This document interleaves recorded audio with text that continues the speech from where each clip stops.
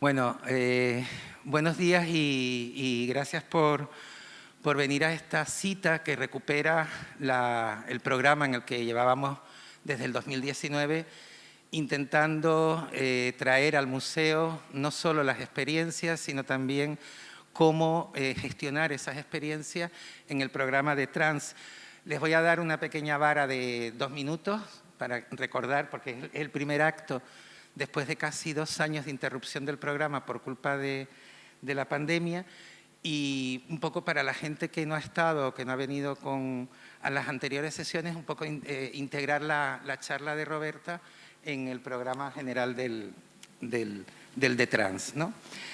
El acercamiento a las teorías y activismos queer pasa en gran medida por articular sus potencialidades críticas en aquellas situaciones en las que los dispositivos biopolíticos actúan activando o reforzando exclusiones y violencias contra las poblaciones LGTBIQ+, puesto que lo queer nació precisamente como respuesta a estas políticas de agresión.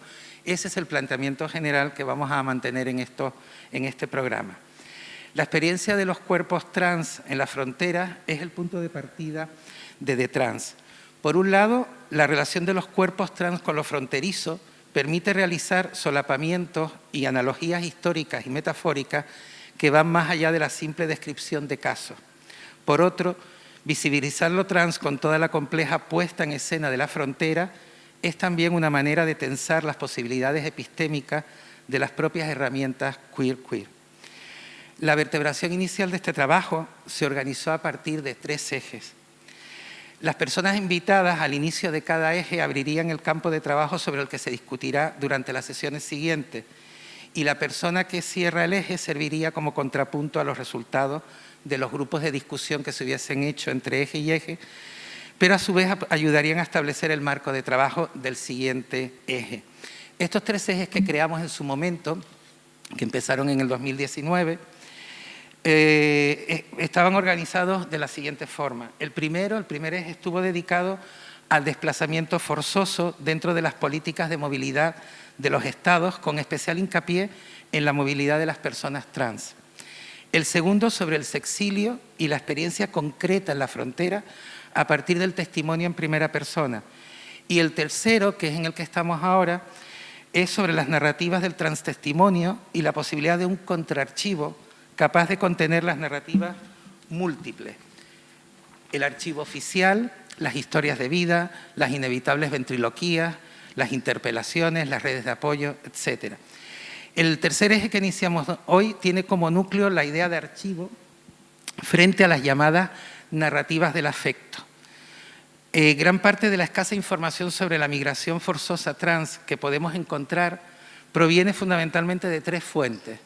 La oficial, bien a través de la maquinaria burocrática, policial, bien por medio de los informes y actividades de colectivos no gubernamentales o de organismos internacionales. Tuvimos en ese sentido aquí a MASPE, a Esperanza Jorge, que trabajó sobre todo en campamentos redactando los informes a partir de la primera persona de refugiadas trans para acogida en España.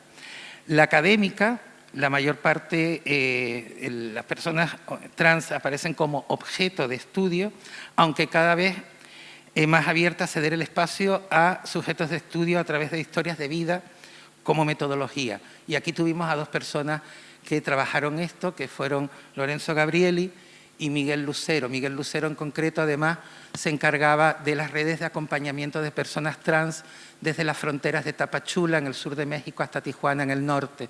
Todo el acompañamiento, y fue una sesión también muy interesante. Y luego la mediática, especialmente en tanto los más media, los llamados más media, pero los blogs, las páginas y las webs de colectivos que abren una brecha, muchas veces reivindicadora de la riqueza y heterogeneidad de estas experiencias del transexilio. Las compañeras, allá tuvimos a las compañeras del colectivo Kif Kif y de Canarias Libres de CIE, libres de los centros de internamientos para extranjeros. En muchas de estas fuentes, la ventriloquía, la de hablar por, es la táctica discursiva predominante. La pregunta con la que hoy empezamos este eje sería: ¿Puede el museo convertirse en un espacio de narrativas múltiples e incompatibles entre sí a modo de contraarchivo? Es un poco en parte lo que queríamos iniciar a partir de la intervención también de Roberta, sobre todo a partir de su experiencia, porque partimos fundamentalmente de lo que ella nos quiera contar.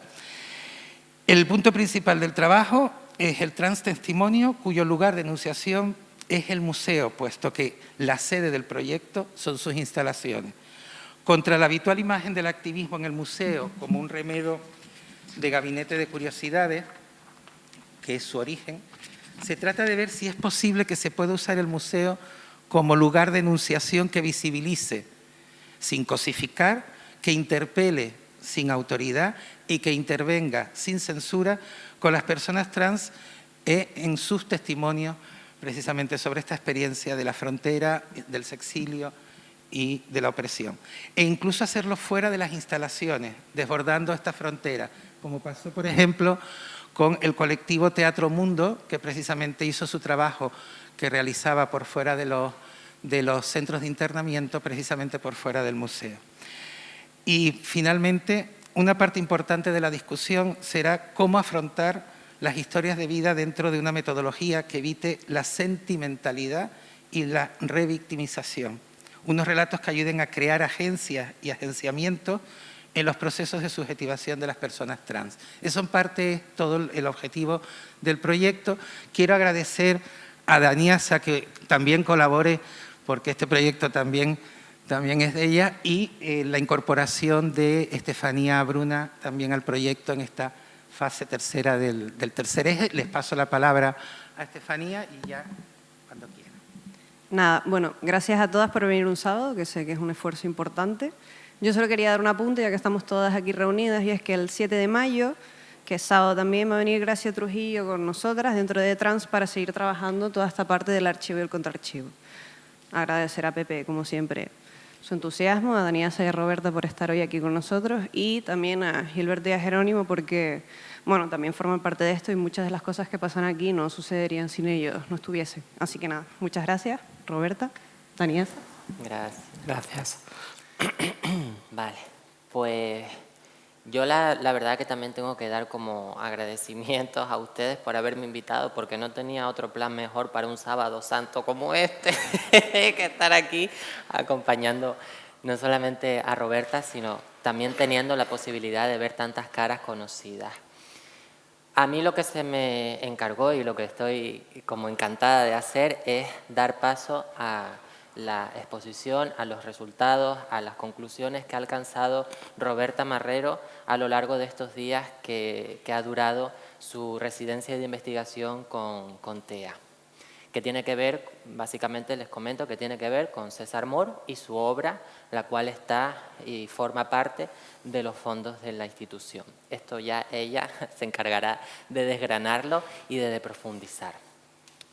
Sencillamente, para quien no conozca quién es Roberta Marrero, que estoy segura de que la gran mayoría sabrá cuál es su trayectoria y cuál es su trabajo, sumado a los títulos que ya seguramente les sonarán de algo por el reconocimiento que se tuvo a nivel estatal y también fuera de las fronteras del Estado, son el Bebé Verde, por un lado, y luego por el otro We Can Be Heroes. Estos son como dos grandes obras biográficas, autobiográficas, con ilustraciones, con la presencia de lo gráfico de por medio, que de algún modo concentran un rasgo fundamental en la obra de Roberta Marrero. Igualmente, quiero comentar que recientemente se ha publicado Todo era por ser fuego, un poemario sobre chulos, travestis, amantes, cuestiones también biográficas, que tiene ya otro tono diferente. Ha sido publicado con la editorial Con Tinta Me Tienes y ya lo pueden encontrar perfectamente en todas las librerías. Entonces también tenerlo en cuenta, ¿no? Que todas lo tengamos en cuenta como otro rasgo de la obra y de la manera que tiene Roberta Marrero de entender no solamente su vida, sino su propio entorno. Y hay algo que comentamos hace 2 días cuando pudimos coincidir comiendo, almorzando en un kebab, que decíamos, fíjate, los museos como también, aparte, como se comentaba ahorita, de ser recipientes en los que se pueda recuperar la memoria, darle un giro, analizarla, investigarla, ponerla en contexto, compartirla. Hay casos en los que los propios edificios también funcionan como elementos que desplazan memoria y que desplazan realidades. Precisamente estamos en un edificio que forma parte de una serie de estrategias municipales para desplazar a toda la población travesti y transexual que desde el franquismo en adelante ocuparon el Puente Serrador, el Barranco de Santos y todo lo que era esta zona llamada como Cabo Llano, ¿no? El barrio El Cabo. Entonces, tengámoslo también en cuenta porque es bastante simbólico que ahorita estemos nosotras hablando acá de memorias travestis, de memorias trans, de memorias queer, en un entorno, en un espacio físico que ya estuvo ocupado y fue un espacio de socialización de todas esas personas que forman parte de nuestra historia, ¿no? como disidentes canarias, desde luego. Y simplemente para ya darle paso a Roberta, tengo acá como una serie de conceptos que los fui apuntando a medida que hablábamos el otro día, como de algún modo fogonazos, ¿no? En los que ella ahorita pues va a profundizar, que son el deseo, los chulos, la canariedad, la memoria, la imposibilidad. Son como algunas palabras con las que me quedé de esa conversación y que me dieron como aún más ganas de ver cómo ella ha abordado la obra de César Moro y por supuesto la ha vinculado con su propia obra, con su propia historia, en la que el elemento del exilio es un nexo en común entre César Moro y Roberta Marrero. Así que estoy entusiasmada con escucharte, con escuchar lo que tienes de esta residencia y gracias, por supuesto, también a ustedes que nos están acompañando hoy. Gracias. Gracias, cariño.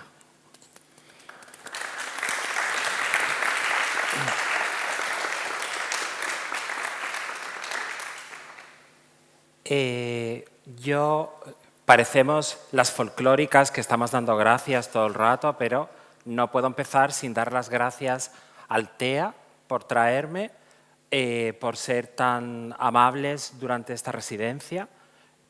Hola, Roy. Gracias a todos por venir en este preámbulo de vacaciones, este día anterior al Domingo de Ramos, que es cuando entraba Jesucristo triunfal como una travesti a Jerusalén, ¿no? Sí. Que luego la crucificaron como a una travesti también. Y gracias a las comadres de Tenerife, a las comadres de Las Palmas, que siempre que vengo me hacen sentir que esta isla, que no es mi isla, es casi como una segunda casa. Voy a empezar con dos citas. Una es del personaje Violet Vanderbilt, de la película De repente el último verano.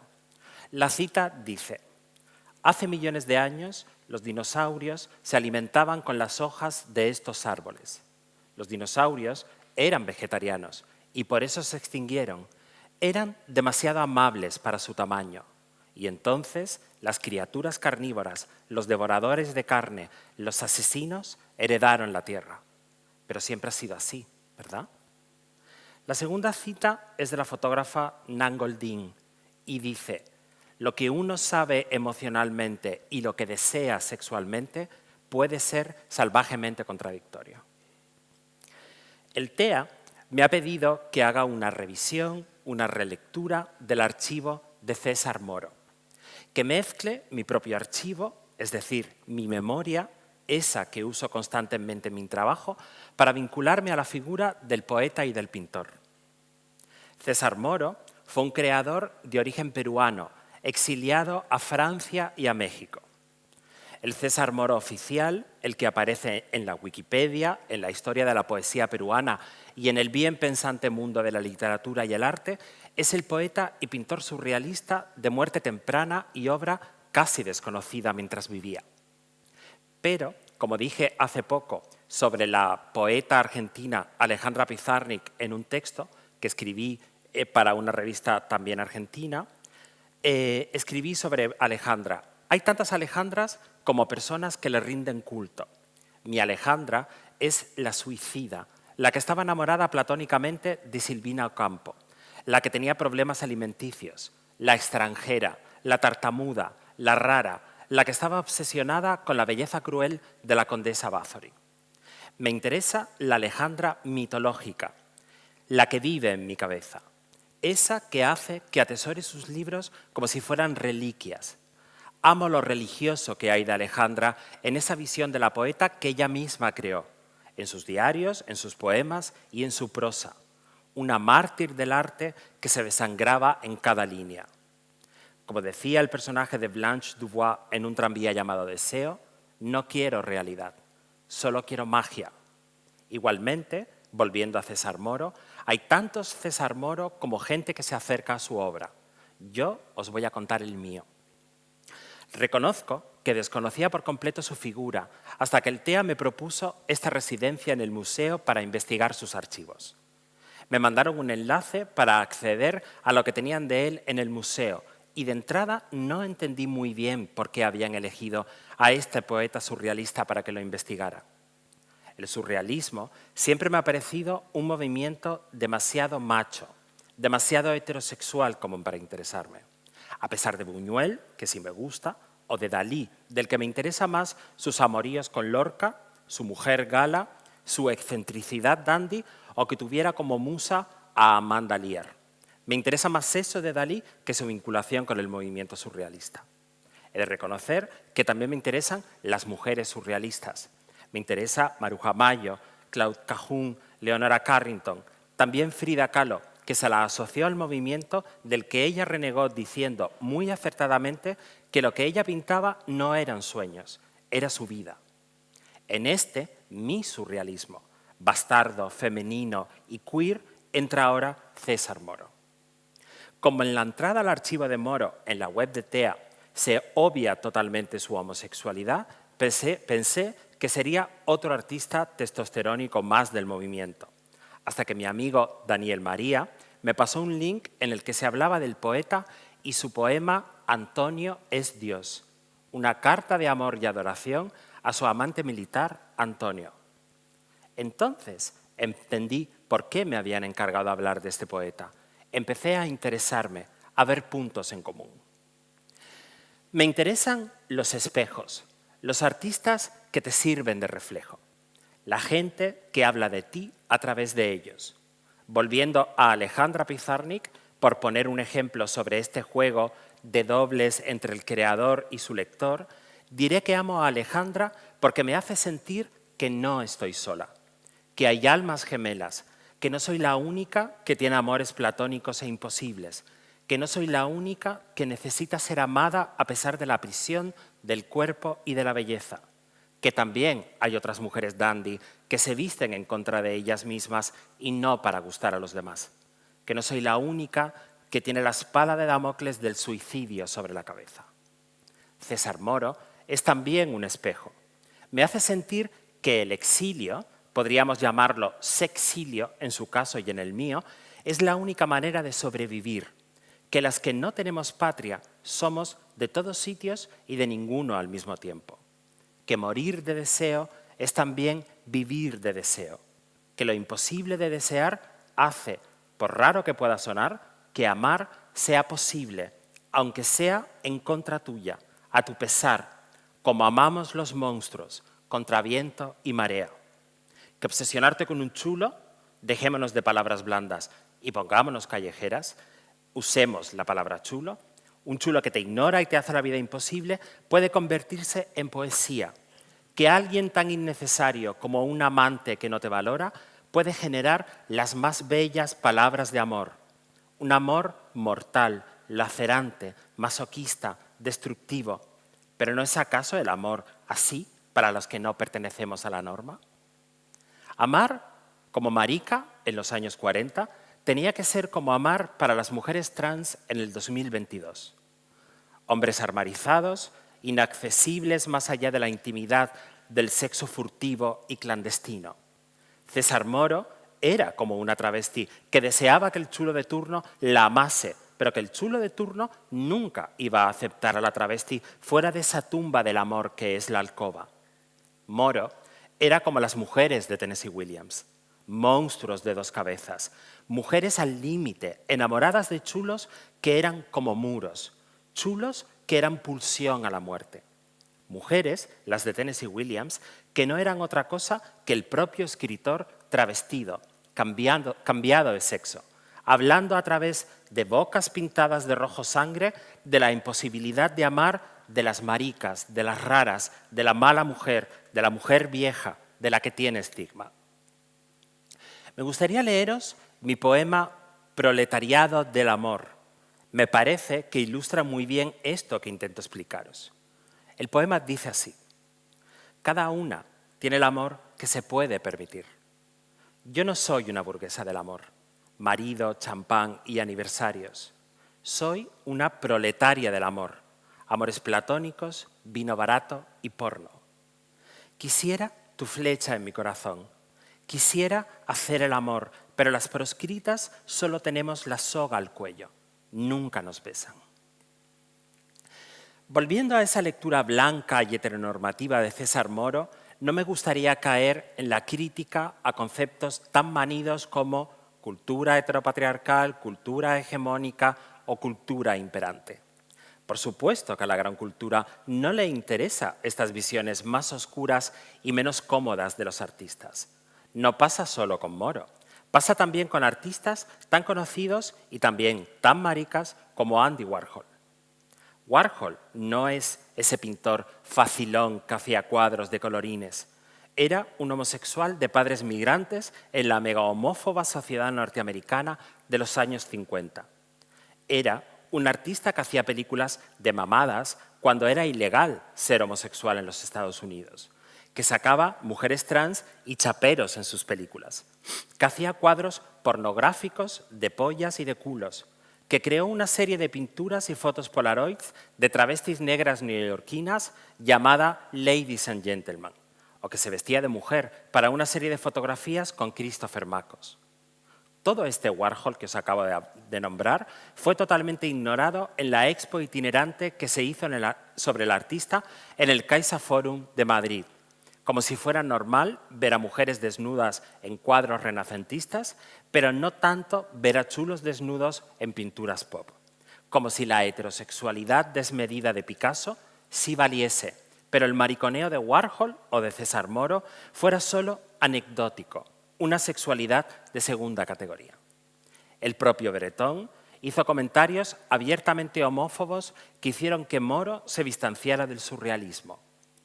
¿Tenemos que condenar entonces al surrealismo y a los museos e instituciones tan heteras, tan cis y tan blancas? Yo opino que no. Tenemos que entender de dónde venimos para entender dónde estamos. Las sexualidades e identidades de género que se salen de la norma heterosexual y cis han estado perseguidas y criminalizadas hasta hace bien poco. De hecho, siguen siendo perseguidas y criminalizadas en bastantes países y no hay que irse muy lejos. Rusia es un buen ejemplo de ello, que además es un país europeo.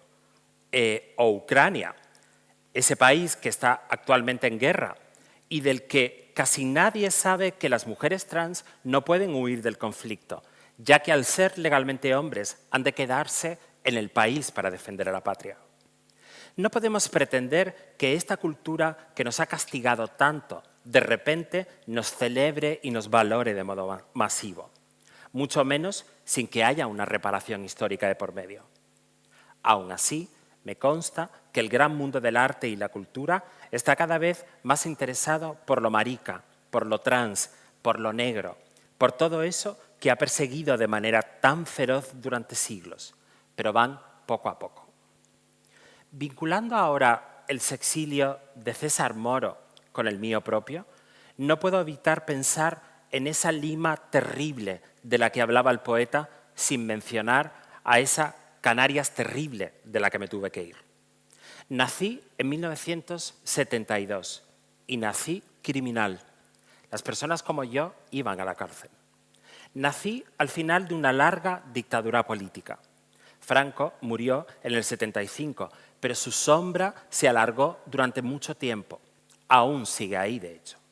Un país sometido a varias décadas de dictadura es un país herido. Hay que hacer mucha revisión del pasado reciente, mucho lavado de toda la mierda que trajo el franquismo a este país para hacer de él un lugar mejor. La Canarias en la que crecí era igual de oscura, violenta, cruel y posfranquista que el resto de España. Es decir, no creo que las islas fueran especialmente oscuras. Me consta que todo el territorio español estaba sumido en una densa niebla fruto de 40 años de represión militar, ideológica y religiosa. Era absolutamente asfixiante, como me imagino que sería Perú para César Moro en su juventud. Además, no solo sufrí violencia e incomprensión en el colegio. Moro sufriría también un acoso terrible cuando diera clases en Lima a su vuelta del exilio. Tampoco mi familia sabía qué hacer con aquella niña marciana que les tocó por hija.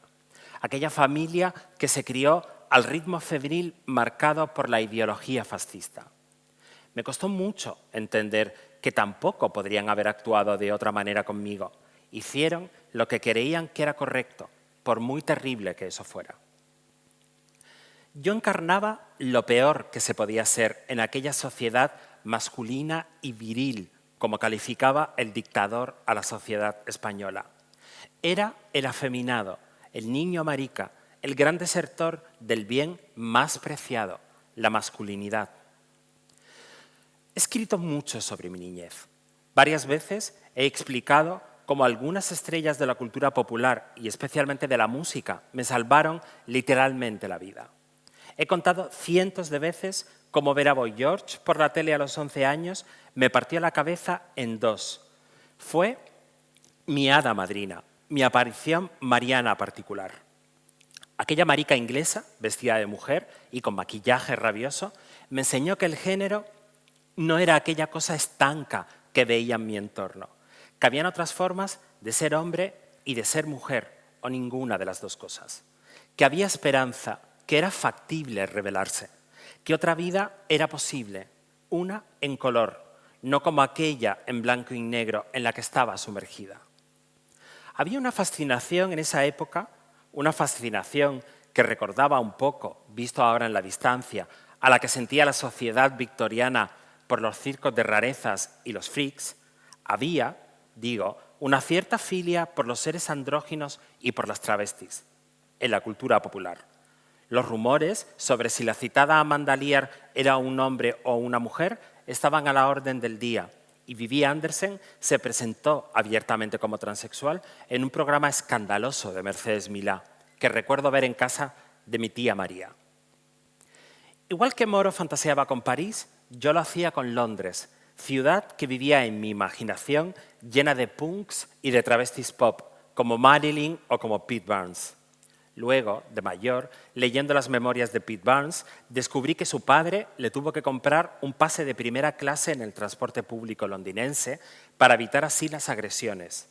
Lo mismo le pasó a la recientemente fallecida Jordan, icono del punk inglés de los 70. También viajaba en primera clase, en este caso por cortesía del sistema ferroviario británico, que la quitaron de la clase turista para evitar el escándalo que se montaba cada vez que Jordan cogía el tren para ir a trabajar. Las raras, descubrí más tarde, estábamos mal vistas y asediadas en todos sitios, incluso en el moderno e idealizado Londres. Cuando dejé ese infierno, que fue la educación primaria, descubrí otra isla, otra Gran Canaria, una que me había permanecido oculta. Me metí en la Escuela de Artes Aplicadas y un grupo de maricas mayores que yo me abrieron los brazos. Un grupo también de apestados sociales. También a ellos los agredían cuando salían a la calle, pero aún así tenían la grandeza de no esconderse, de coger una guagua a pesar de los insultos y las malas caras. También es verdad que para algunas, me incluyo, el privilegio de pasar desapercibidas nos es un lujo, ya sea por nuestra pluma, nuestro color de piel o algún tipo de discapacidad. Estas maricas de la Escuela de Arte de Las Palmas Me enseñaron quién era Divine, la Dietrich, Judy Garland, Jean Genet. Me llevaron al puerto, a los locales de transformistas. En el mítico Tam-Tam conocí a Melo Robaina, a Daktari, a La Sorda, a La Paloma. Vi que no era la única rara en la isla, que había luz y que era una luz radiante, de lentejuelas, de lámpara de araña. La luz de las desclasadas, del lujoso lumpen, de las travestis que se prostituían en Guanarteme, esas heroínas a las que les debemos tanto, que haciendo la calle medio desnudas nos mostraron que estábamos a un golpe de hormona de florecer, de ser nosotras, de morir como César Moro, como la Pizarnik, de deseo. Quiero volver lo profano sagrado y desacralizar lo sacro. Hay conceptos totémicos, intocables, monolíticos. El concepto museo es uno de ellos. Los museos para mí no son solo el TEA o el Reina Sofía de Madrid, no son solo el Louvre de París. El Archivo de la Memoria Trans Argentina es un museo. Internet es otro. YouTube, filming, las revistas, los libros, las historias que se cuentan las vecinas y las comadres, nuestra memoria, la memoria de cada marica, de cada trans mayor, de cada exiliada, de cada monstruo que no quiere pertenecer al mundo de lo humano, es también un museo, un archivo, una biblioteca de Alejandría. Otro concepto sagrado que quiero bastardizar y pervertir es el de la canariedad. Aquí me voy a mojar. Como exiliada, para mí la canariedad no son las rondallas, el tenderete, el folclore, la romería. Nunca me sentí acogida por ninguna de estas cosas. Ninguno de estos espacios eran amables conmigo. Para mí la canariedad es el mariconeo del Parque Santa Catalina. Lolita Pluma acogida por las travestis cuando dejó al maltratador de su marido. Las maricas haciendo cruising en el puerto. Néstor de la Torre y su rutilante pintura homosexual. Los poemas lésbicos de Natalia Sosa, Rosario Miranda, Paco España, Félix de Granada. Las salas de transformistas de los 70 como el Britannia. Las putas trans que hacían la calle justo donde estamos ahora y que fueron barridas por la gentrificación. La canariedad, para mí, es la discoteca Flash a la que iba de joven, el único espacio seguro al que podían ir las trabajadoras sexuales trans a tomarse una copa después de hacer la calle, donde bailaba la Pelolámpara, una travesti gitana que medía 2 metros y que iba siempre con su novio, donde iba la Leila, los marineros que iban en busca de una mamada, los chicos trans, las bolleras, las marginadas, las apestadas sociales, las que nadie quería, las malas canarias, aquellas que se escondían debajo de la alfombra como el polvo que no se quiere ver, ignorando que este polvo es fosforescente, que brilla en la oscuridad. A pesar de esta otra canaria que descubrí, me fui, igual que César Moro se marchó de Perú. Pepe, de aquí del TEA, me preguntaba el otro día si hubiese hecho todo lo que he hecho si me hubiese quedado en las islas. La respuesta es simple: no. Hace poco, una cuenta de Instagram llamada Creando en Canarias hizo un post sobre mi trabajo, dando a entender que yo soy un artista que trabaja en Canarias. Inmediatamente les escribí para decirles que si querían podían corregirlo y aclarar que nací en Canarias, porque eso es cierto, pero que trabajo y resido en Madrid. De todas las etiquetas que me cuelgan, la de artista canaria es la que probablemente más me chirría. ¿Expongo en galerías canarias? No. ¿Edito mis libros con editoriales canarias? No. ¿Tengo obra en museos canarios? No. ¿Me ha dado el gobierno de las islas alguna vez alguna beca o una subvención? No. ¿Trabajo con el folclore de las islas, como por ejemplo Mari Sánchez, que sí era una artista canaria? No. Decir que soy una artista canaria me parece injusto. Es apropiarse del trabajo y la confianza que editores, comisarios de arte y galeristas que no son canarios han puesto en mí. Sería más justo decir que soy de origen canario. Y esto no es para nada renegar de tus raíces, es darle al César lo que es del César.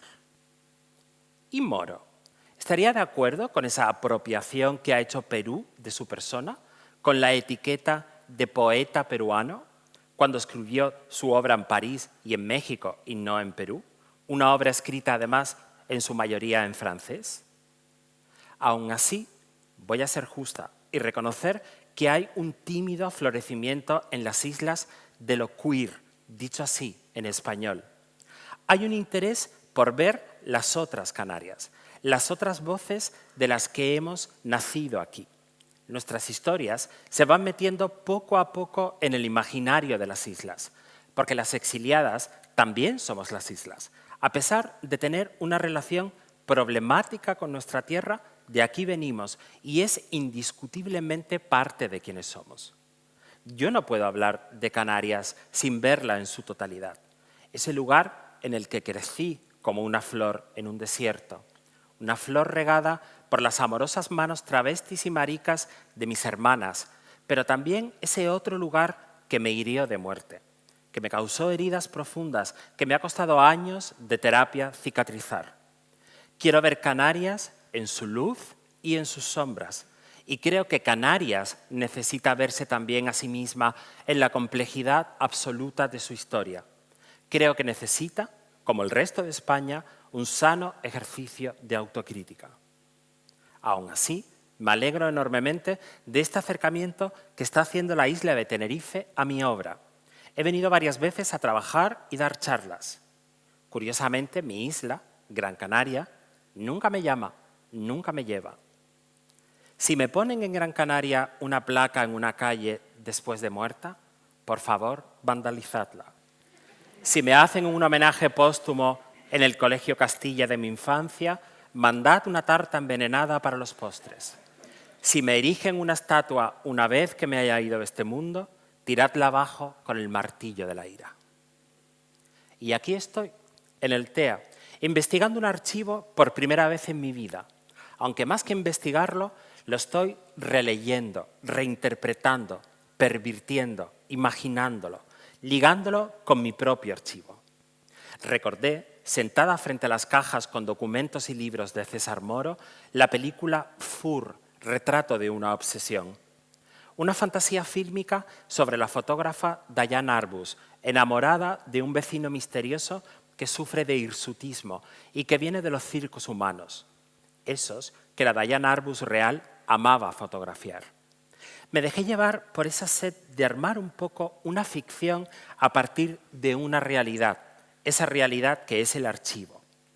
Toqué con mis manos enguantadas de fino látex negro aquellos amuletos y dejé que mi imaginación volase. Hay un montón de fotos de César Moro en el archivo de TEA. Fotos que no están muy documentadas o que por lo menos no tienen la información que a mí me interesa. ¿Quién sacó la instantánea de César Moro enterrado hasta el cuello en la arena con turbante al puro estilo Jean Cocteau? Y esas fotos desnudo o en bañador, bebiendo de una botella en lo que yo supongo es un homenaje al dios Baco. Se pueden leer como imágenes de tintes surrealistas, pero también como fotos homoeróticas masculinas de principios del siglo XX, al estilo de Kate Vaughan.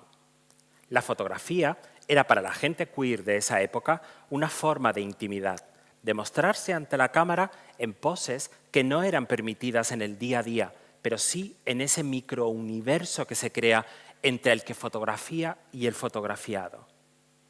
¿Quién sacó esas fotos? ¿Un amigo? ¿Un amante? ¿Lo llegaremos a saber? ¿Importa, acaso?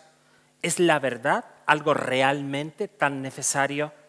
¿No es acaso lo fantasioso y la invención el material con el que hemos trabajado siempre las disidentes? ¿La única manera de escapar de la claustrofóbica realidad? Luego están las fotos de Antonio, ese oscuro objeto del deseo de Moro. Antonio debería ser, a mi parecer, como Rebeca, el personaje de la película de Alfred Hitchcock. Se habla tanto de él en la obra del poeta, y en esas cartas escandalosas que le escribió y a las que volveré enseguida, que casi deseamos que Antonio sea como Rebeca, invisible, un fantasma que se nombra pero que nunca se nos aparece. Preferimos casi más imaginárnoslo que ponerle cara. Así lo podríamos sublimar como un soldado de Ton de Finlandia, como uno de los bellos machos de las novelas de Jean Genet, o como un muchachuelo picarón de una foto de Bob Meiser. Pero no, ahí está Antonio, humano, demasiado humano, con uniforme militar, vestido de calle, posando, suponemos, para César Moro y su obsesión y su adoración por él. En esta fantasía que estoy creando sobre el archivo, me gusta pensar que César Moro guardó estas imágenes como relicarios, como salvavidas, como una tabla a la que agarrarse en medio de esa tormenta que es anhelar al ser amado, desear lo imposible, la dulce y terrible melancolía de recordar lo que una vez fue tuyo. Aparece otra foto de otro militar, con pelo al cepillo, masculinidad apabullante y cuello como una columna. Este militar se llama León, etiquetado como amigo de París.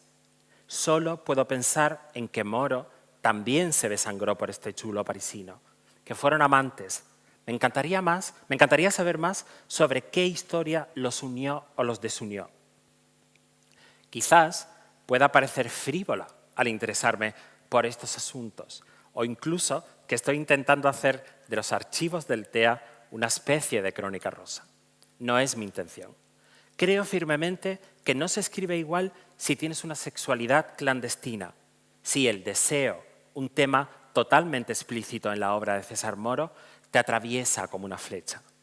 Por eso es necesario hablar de ello como motor creativo del poeta. Hay otra foto de César Moro en México, con un amigo de aspecto bastante afeminado.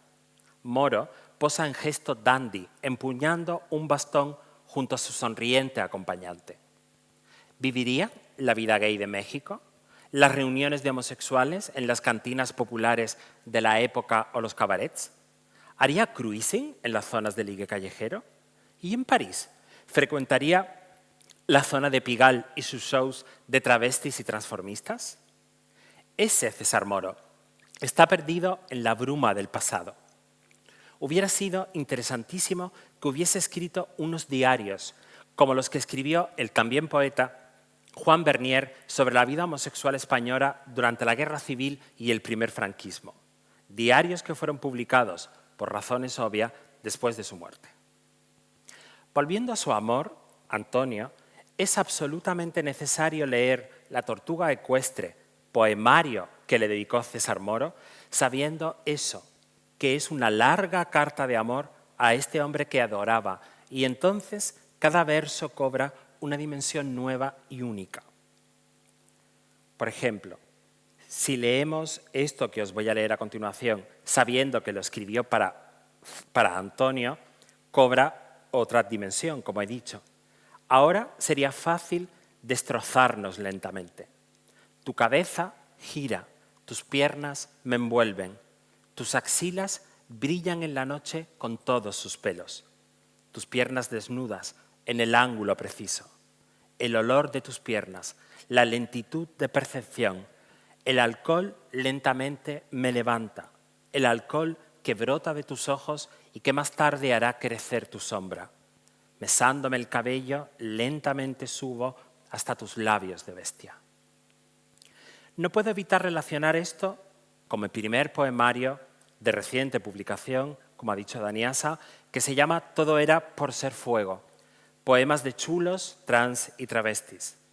En él hay una historia de amor platónico que cruza todo el texto, un puñado de poemas dedicados a ese. A diferencia de Moro, yo no tuve el valor de usar el nombre de este hombre que deseo, igual que César deseaba a Antonio, al que le escribió el famoso poema Antonio es Dios. Yo escribí el poema a ese, que dice así: vas sucio y me gusta, me recuerdas al cuerpo de Cristo. Llevas siempre la misma ropa, el uniforme del amor. Si tuvieras un OnlyFans, haría pantallazos y los guardaría como relicarios. Quiero besarte, pero me da miedo el sexo. Tu semen tiene que ser como estrellas de gominolas. Me gustaría que me leyeras a Jean Genet hasta caer dormida. Besaría tus heridas y me dormiría en tu barba, en el pelo de tu pecho. Eres una fantasía, un lirio blanco. Probablemente seas un cabrón. Hazme un café solo, sin azúcar, y déjamelo a los pies de la cama. No me he duchado.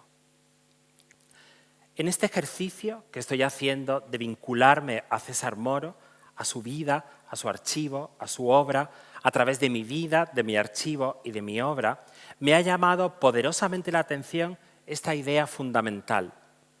César Moro es yo y yo soy César Moro. Igual que me pasa con todos los artistas que me gustan, me fundo con ellos, sufro con ellos, gozo con sus gozos, me vuelvo basura con sus miserias. Me han impactado tremendamente las cartas que Moro escribió a Antonio. Su forma de expresar el deseo es la forma que tengo yo de expresarlo en mi poesía. Ser la herida y el cuchillo, el animal y el cazador, la víctima propiciatoria y el verdugo, la bella hablándole a la bestia. No puedo evitar leer algunos fragmentos de estas cartas que César Moro escribió a Antonio. Ya no vivo sino en el deseo, le dice el poeta al militar.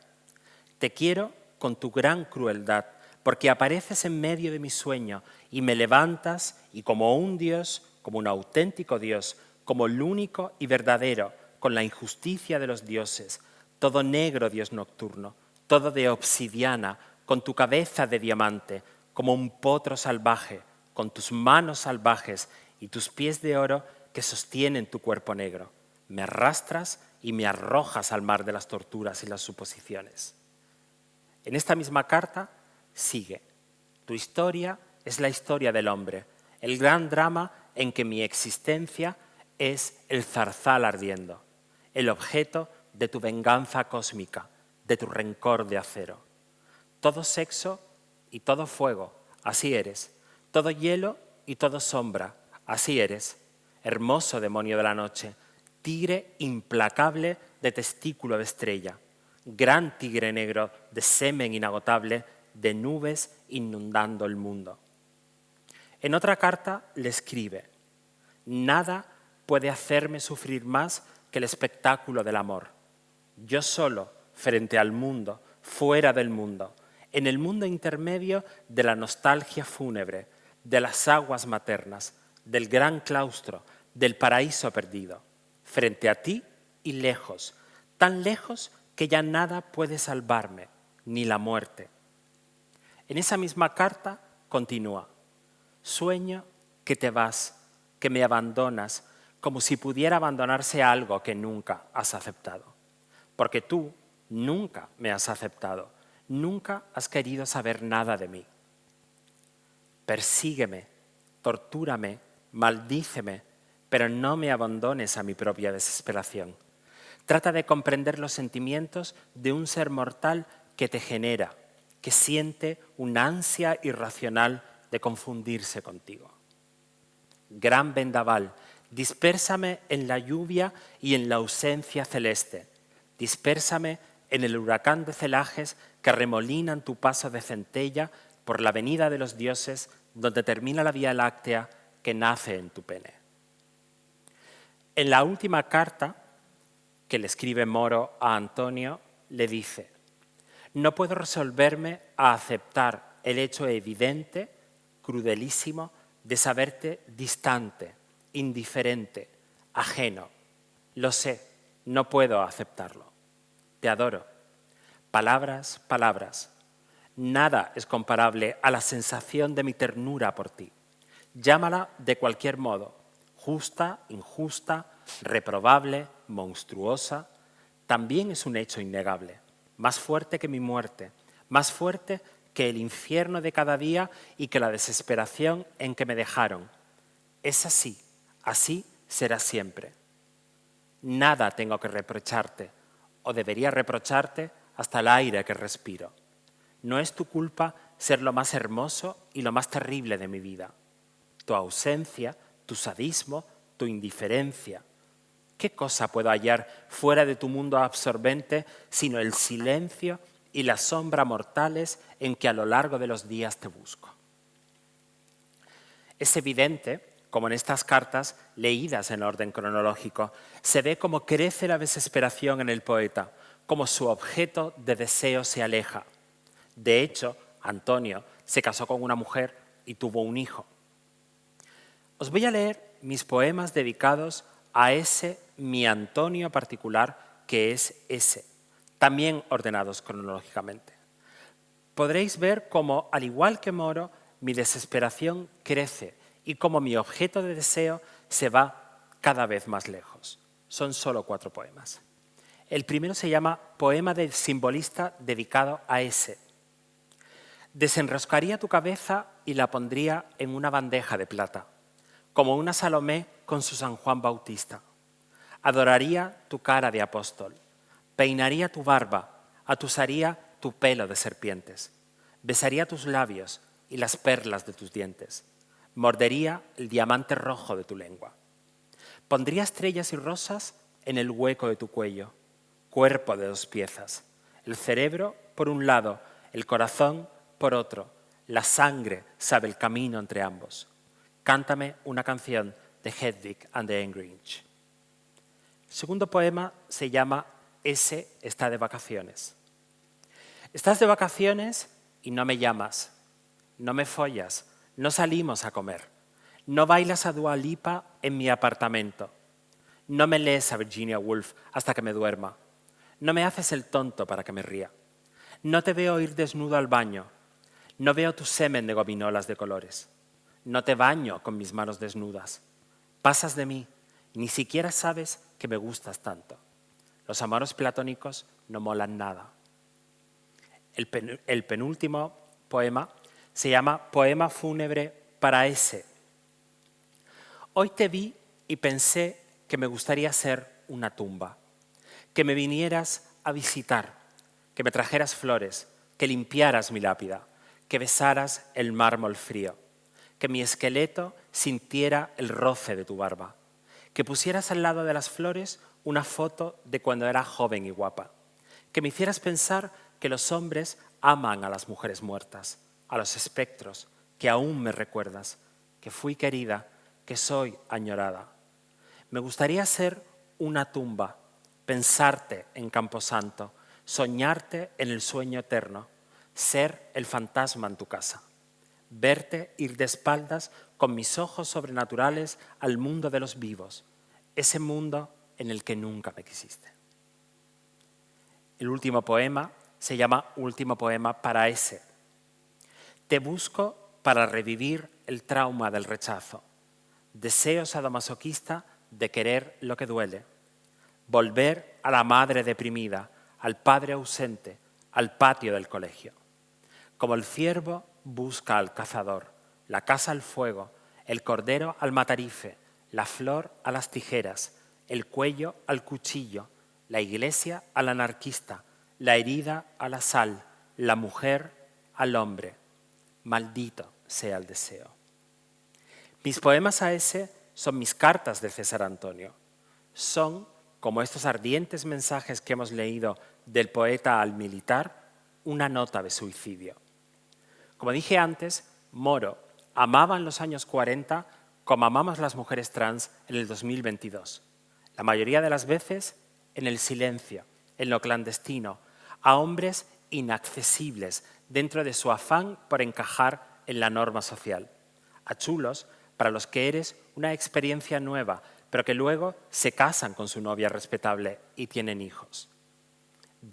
Digo nota de suicidio porque estoy segura de que Moro sabía que amar a Antonio, como yo desear a ese, es morir un poco. Enfrentarte a un vacío, a la nada, a algo que solo te devuelve tu propio deseo y nada más. Volver a la herida, reafirmar que eres un paria, ya seas un marica o una travesti, y que nunca vas a ser amada. Me gustaría leeros un último poema, en el que hablo de lo imposible del deseo y de lo hermoso del deseo, que pertenece al final al que desea y no al deseado. Me gusta la poesía porque es como un trueno en un cielo negro. Aporta una luz eléctrica a la oscuridad. Habla de algo de forma concreta y concisa. Es una revelación fugaz y certera. El poema se llama La barba como un bosque oscuro y dice así. Me he hecho un nude esta mañana y se lo he mandado a un hombre de barba frondosa. Siempre un hombre de barba frondosa. La fotocopia de mi primer hombre desnudo, del Cristo sin ropa de mi infancia. Me da miedo el contacto físico, pero fantaseo con ser devorada. El deseo es una alegoría, siempre una alegoría. El cordero en el matadero, el ramo de flores muriendo en un jarrón. Deseo de muerte, de extinción, que te follen es morir un poco. El orgasmo, la pequeña muerte. Me he hecho un nude esta mañana y se lo he mandado a un hombre de barba frondosa. Pobre hombre insignificante, nunca estará a la altura de la belleza de mi deseo. César Moro murió en Perú a los 50 años, justo la edad que tengo en el momento de dar esta charla. Volvió del exilio para cuidar a su madre enferma. Volvió a un país que seguía siendo terrible. Le hicieron la vida literalmente imposible por marica en el centro en el que daba clases. Entre sus acosadores se encontraba un joven Vargas Llosa. El poeta no fue nada reivindicado en vida. Se le empezó a tomar en cuenta después de su muerte. A pesar de eso, sigue siendo un gran desconocido.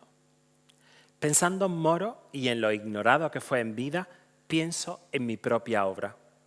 Yo, al igual que Moro, soy una artista casi desconocida para el gran público, completamente ignorada por el mundo del arte en España. Aparte de una expo en Madrid y otra en Barcelona, en galerías bastante alejadas del circuito oficial del arte, solo he expuesto en museos franceses, en el Transpalais de Bourges y en el Macbal de París. Ninguna colección de arte contemporáneo española tiene obra mía. Sin embargo, la colección Frac, en Francia, tiene 20 de mis piezas en su haber. Soy, supongo, demasiado callejera, demasiado autodidacta. No pertenezco ni a la academia ni a las bellas artes. Por lo tanto, no se me toma en serio. No quiero ser una de estas estrellas del arte necrófilo, alguien que es reverenciado después de muerta, porque en vida fue una adelantada a su tiempo. Dejaré escrito en un testamento que toda mi obra sin vender sea quemada después de mi muerte. Será como cuando Marjorie Cameron, la mujer escarlata, destruía sus propias creaciones. Un acto mágico, un círculo que se cierra, en el que la mano que crea es también la mano que destruye. Al menos me queda la certeza de que mis libros nunca serán leídos bajo un prisma distinto al que fueron escritos. He tenido la suerte de vivir unos tiempos más amables que los de César Moro. Al menos he podido escribir de lo que he querido y sobre lo que he querido, sin medias tintas ni máscaras de ningún tipo. Creo que este desconocimiento de la obra del poeta es precisamente por vincularlo solamente al surrealismo y no al imaginario queer y marica. John Waters dice, coge eso que la gente odia de ti y multiplícalo por 10. Quizás es hora de multiplicar no por 10, sino por 1000 el mariconeo de César Moro, su disidencia, su ser el otro, su ser invertido y monstruoso para ese Perú terrible que le hizo la vida amarga. Hay figuras marica que tuvieron una obra más explícita. Es imposible, por ejemplo, hablar del ya citado varias veces Jean Genet como cualquier otra cosa que no sea un escritor de homosexualidad radical, peligrosa y pornográfica. Una figura como la de Quentin Crisp, por ejemplo, solo puede ser reivindicada como la del marica mega afeminado que era, ese que se prostituía en las calles londinenses de los años 40, que se emborrachaba de sombra de ojos, pintura de uñas y henna para el pelo. Pero Moro se vio obligado por las circunstancias a vivir su sexualidad en las sombras. Incluso su poema Antonio es Dios, si no sabes que está dedicado a un amante, puede ser leído como la oda a un amigo. Necesitamos justicia, y reparación. Como digo en unos versos, nací criminal, lo criminal es bello. Nací marginada, lo marginal es bello. Nací paria, lo paria es bello. A mí y a mis hermanas nos metían en prisión. Aún así, florecimos en los patios de las cárceles. Brillábamos como estrellas reflejadas en charcos sucios. Si fuera vosotros, me moriría de la vergüenza. No soportaría la carga histórica. Porque hemos normalizado el hecho de que el mundo, Perú, Italia, Inglaterra, Estados Unidos, Argentina, España, por nombrar unos cuantos lugares, nos ha masacrado, metido en cárceles, sometido a terapias de reconversión, obligado a vivir de la prostitución, condenado a trabajos forzados, matado, esterilizado, nos ha hecho vivir en la vergüenza y en el silencio, y tienen una gran deuda con nosotras y con nosotros. Quizá una manera de empezar a saldar esta deuda es hablando abiertamente en los archivos de TEA de que César Moro era homosexual y que su vida y su obra estuvieron marcados por este hecho tan olvidado muchas veces cuando se habla del poeta. Igual que hay que decir en los libros de historia que Lorca, que Miguel Ángel, que Caravaggio, que Rimbaud, que Pasolini, por citar solo algunos, eran maricones, que Virginia Woolf tuvo amores sáficos, que Juana de Arco vivía y se vestía como hombre y compartía lecho con mujeres, que en la América anterior a la conquista ya había entre los indios nativos americanos personas trans y no binarias, que las sacerdotisas de Cibeles eran hombres que se castraban ritualmente en honor a la diosa y vivían a partir de entonces como mujeres, que siempre hemos estado ahí, que no somos una moda, como nos llaman algunos, o un invento posmoderno.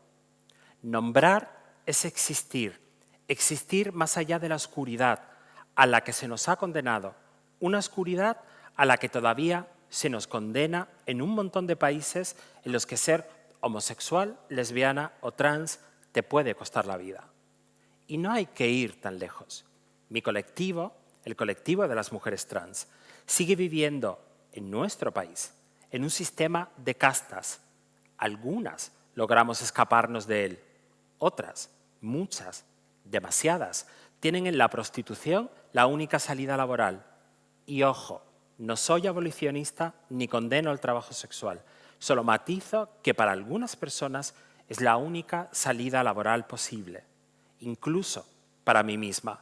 Fuera del inestable y precario mundo del arte, ¿quién le daría trabajo a una mujer trans de 50 años? Ya os lo digo yo, nadie.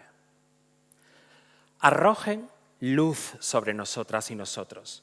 Digan en sus archivos que amábamos a hombres o a mujeres, que bailamos en el filo de la navaja, que nos pusimos tetas a pesar de Franco, de Mussolini, de Pinochet, que brillamos como diamantes, que fuimos un escándalo, que nos amaron y que nos temieron, que nos adoraron bajo las luces del cabaret, pero que nos asesinaron y nos siguen asesinando bajo la oscuridad de las calles, que morimos por vosotras, por el glamour, por la libertad, por la belleza y por la poesía. Gracias.